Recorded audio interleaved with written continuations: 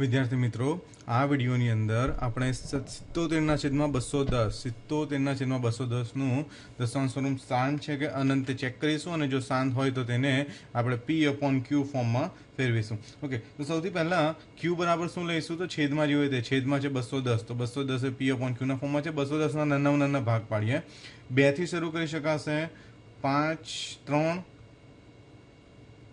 5, 7 અને આપણા નિયમ પ્રમાણે અહીંયા 2 અને 5 સિવાય કંઈ જ આવું નહીં જોઈએ. ત્યાં 3 અને 7 આવી ગયા છે, એટલે આનું દશાંશ સ્વરૂપ અનંત છે. અને જો દશાંશ સ્વરૂપ અનંત હોય તો આપણે આગળ દાખલો ગણવાની જરૂર નથી. આ સ્ટેટમેન્ટ લખીને આપણે અહીંયા સ્ટોપ કરી દઈશું. તો આઈ થિંક વિદ્યાર્થી મિત્રો તમને ભાગાકાર કર્યા વિના ચકાસવાનો છેલ્લો દાખલો છે અને એ બધા જ દાખલાની આપણે પ્રેક્ટિસ કરી. તો આઈ થિંક તમને આ રીતના દાખલા આવડી ગયા. હવે આપણે નેક્સ્ટ વિડીયોની અંદર જઈએ અને નવા પ્રકારના દાખલા સમજીએ. ઓકે, હવે આ ક્વેશ્ચનની અંદર આ નવા ટાઈપના દાખલાની અંદર શું કીધું છે? નીચેની સંખ્યાઓ સમમેય છે કે અસમમેય તે નક્કી કરો અને જો સમમેય હોય તો તેને P/Q સ્વરૂપમાં દર્શાવો. ઓકે, નાઉ સમમેય અને સમમેયના વિડીયો આગળ અપલોડ થયા છે. તો પહેલાં સમમેય સંખ્યા કોને કહેવાય અને અસમમેય સંખ્યા કોને કહેવાય એ તમે સમજી લો અને એના પછી જ આપણે આગળ વધીએ. આમ છતાં હું તમને સમમેય અસમમેયની થોડી રૂપરેખા આપી દઉં. જો કોઈ સંખ્યામાં ભાગાકાર કરતી વખતે પોઈન્ટ પછી અમુક નંબર રિપીટ થાય, 2 1 2 1 2 1 2 1 2 1, ભલે તે અનંત સુધી છે, આને આપણે કહીશું સમમેય સંખ્યા. આને સમમેય સંખ્યા કહીશું.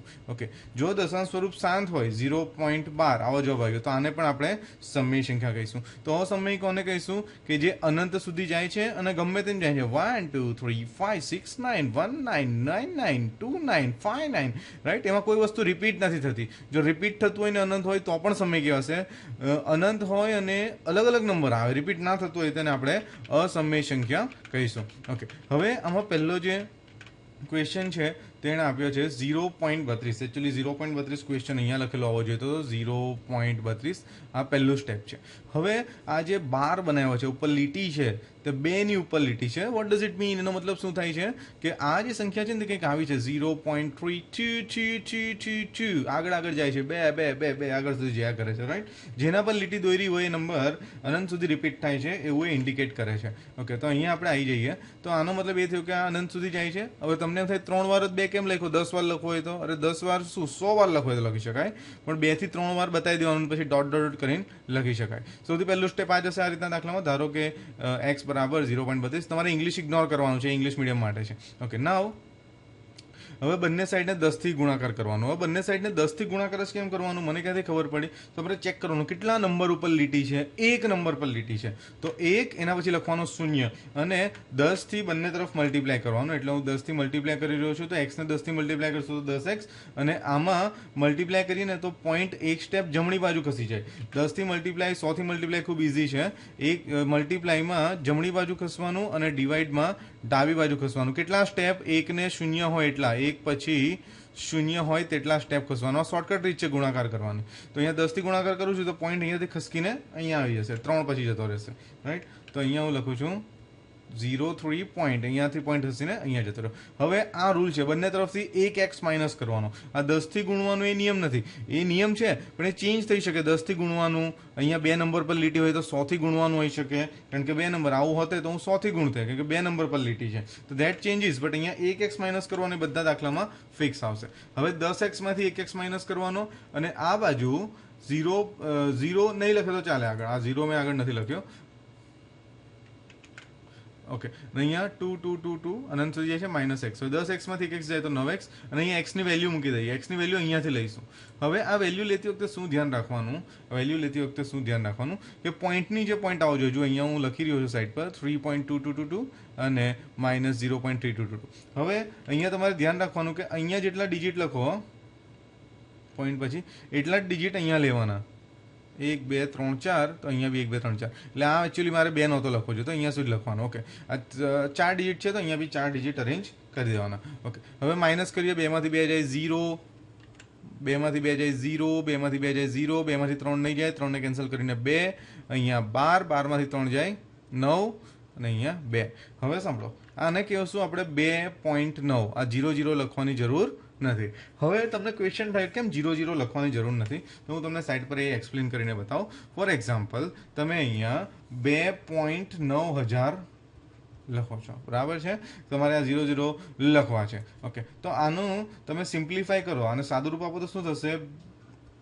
આ રીતે થશે, રાઈટ. પોઈન્ટ નહીં લખો તો નીચે શું નિયમ છે? તો એક કેટલા પોઈન્ટ મેં ઇગ્નોર કર્યા? 1 2 3 4 1 2 3 4. આને આ રીતે લખાય પોઈન્ટ હટાવવું હોય તો. દાખલા તરીકે મલ્ટીપ્લાયમાં આપણે એવું કરતા હોય 1.2 હોય, દાખલા તરીકે પાઈમાં એવું કરીએ છે, પાઈની વેલ્યુ 3.14 લેવાની હોય તો આપણે શું કરીએ? 314/100 લખીએ છીએ. એથી પોઈન્ટ ઇગ્નોર કરીએ છીએ ને પોઈન્ટ પછી કેટલા ડિજિટ છે? 2, તો એકને નીચે 2 0 લખે. તો એ રીતે અહીંયા મેં કર્યું. હવે જુઓ 0 0 0 0 0, તો આ એકચ્યુઅલી 2.9 જ છે, રાઈટ. 2.9 જ છે. એટલે અહીંયા તમે પોઈન્ટ પછી 0 ઇગ્નોર કરશો તો ઇટ ઇઝ સેમ થિંગ. એટલે 0 હું લખતો નથી, સીધું હું 2.9 લખું છું. હવે આમાંથી પોઈન્ટ હટાવવો હોય તો મારે નીચે 10 લખવા પડે. આ 9 આ બાજુ આવે તો ગુણાકારમાં, 9 અને x નો રિલેશન ગુણાકારનો છે. આ બાજુ નીચે હશે ભાગાકારમાં અને 10 સાથે ગુણાકાર થઈ જશે. એટલે 10 × 9 90, 29/90. હવે કેલ્ક્યુલેટર પર આ વસ્તુ આપણે સમજવા પ્રયત્ન કરીએ કે એ શું કહેવા માંગે છે. તો 29/90 કરું, 29/90 કરું તો શું થાય? જુઓ 2 2 2 2 2 2 રિપીટ થાય. એટલે that is what is our question, right. 0.32222. તો આપણે એને PQ ફોર્મમાં ફેરવી દીધું. આઈ થિંક પહેલા દાખલામાં તમને સમજ પડી. બીજો એ રીતનો જ દાખલો છે. લેટ્સ અન્ડરસ્ટેન્ડ ધેટ નાઉ. હવે એને સમજવા પ્રયત્ન કરીએ. અહીંયા કેટલા નંબર પર લીટી છે? 2 નંબર પર, 73 પર. તો સૌથી પહેલા જે ક્વેશ્ચન આપ્યો તો x બરાબર લખી દેવાનો, પછી જે રિપીટ થતું હોય તે બતાવી દેવાનું, 73 73 73 73, એન્ડ ધેન બંને તરફ 100 થી મલ્ટીપ્લાય. કેમ 100 થી મલ્ટીપ્લાય? કેટલા નંબર પર લીટી છે, કેટલા ડિજિટ પર લીટી છે, કેટલા અંક ઉપર લીટી છે? 2 અંક ઉપર. તો અહીંયા હું 100 થી મલ્ટીપ્લાય કરીશ, રાઈટ. તો અહીંયા હું મલ્ટીપ્લાય કરવાનો પ્રયત્ન કરીશ. ઓકે, અહીંયા x ને 100 થી 100x અને અહીંયા કેટલા સ્ટેપ ખસવાનું? જમણી બાજુ ખસવાનું, ગુણાકારમાં જમણી બાજુ. કેટલા સ્ટેપ? 2 સ્ટેપ. એટલે અહીંયાથી પોઈન્ટ ખસકીને અહીંયા એટલે 147 એના પછી પોઈન્ટ એ રીતે આવી જશે. આ 37 જેટલી વાર લખવું એટલી લખી શકાય, મિનિમમ એક વાર તો લખવું જ. હવે બંને તરફથી 1x માઇનસ, આ ફિક્સ છે. આ 10 100 1000 ચેન્જ થયા કરે. અહીંયા 1x માઇનસ કોનો ફિક્સ? તો 100x માંથી 1x ગયો અને અહીંયા 147.37 માંથી x ની વેલ્યુ અને x ની વેલ્યુ અહીંયાથી મળી હતી 1.47. હવે અહીંયા મેં તમને આગળના દાખલામાં બી કીધું કે અહીંયા જેટલા પોઈન્ટ પછી તમે ડિજિટ લો એટલા જ અહીંયા લેવાનું, એટલે માઇનસ કરવાનું ઇઝી પડે. એનાથી વધારે લેવો હોય તો બી લઈ શકાય. તો અહીંયા હું માઇનસ કરી રહ્યો છું હવે, રાઈટ. અને નીચે જો અહીંયા લખતી વખતે શું ધ્યાન રાખવાનું? પોઈન્ટ નીચે પોઈન્ટ આવે છે કે નહીં? પોઈન્ટ નીચે પોઈન્ટ આવવો જ જોઈએ. 7 માંથી 7 જાય 0, 3 માંથી 4 નહીં જાય, 7 ને કેન્સલ કરીને 6, અહીંયા આવશે 13, 13 માંથી 4 જાય તો 9, રાઈટ. 6 માંથી 1 જાય તો 5 4 1, 145.19, 19 જગ્યાએ 9 લખે તો ચાલે. હવે આ પોઈન્ટ મારે હટાવી દેવું હોય તો પોઈન્ટ પછી કેટલા ડિજિટ છે? તો પોઈન્ટ પછી નીચે 10 લખાય, રાઈટ. હવે 99 આ બાજુ આવે તો ભાગાકારમાં 10 ને 99 નો મલ્ટીપ્લાય, એટલે 1459 divide by 99. Now let's do it on calculator, right. Okay, હવે એમાં આપણે ડિવાઈડ કરીને જોઈએ શું કહે છે. 1459 એને 990 થી, 1459 એને ડિવાઈડ કરીએ 990 થી. જુઓ 73 73 73 રિપીટ થઈ રહ્યો છે, right. Okay, so I think તમને આમાં સમજ પડી. નેક્સ્ટ પેજ ઉપર જઈએ. ઓકે, આ દાખલો જે છે તમે જાતે સોલ્વ કરવા પ્રયત્ન કરો. આમાં નવીન કંઈ નથી. આમાં 271 271 271 રિપીટ થાય છે. 3 ડિજિટ એટલે બંને તરફ 1000 થી મલ્ટીપ્લાય કરવાનું છે. જો નહીં સમજ પડે તો નેક્સ્ટ વિડીયોની અંદર આનું સોલ્યુશન અપલોડ કરીશ, રાઈટ. પણ તમે જાતે કરવા પ્રયત્ન કરો. 1000 થી મલ્ટીપ્લાય કરવાનું છે. પહેલા જેવું જ છે. આઈ ડોન્ટ થિંક કે તમને નહીં આવડે. આવડશે. You just try. Thanks for watching this video. See you in the next video.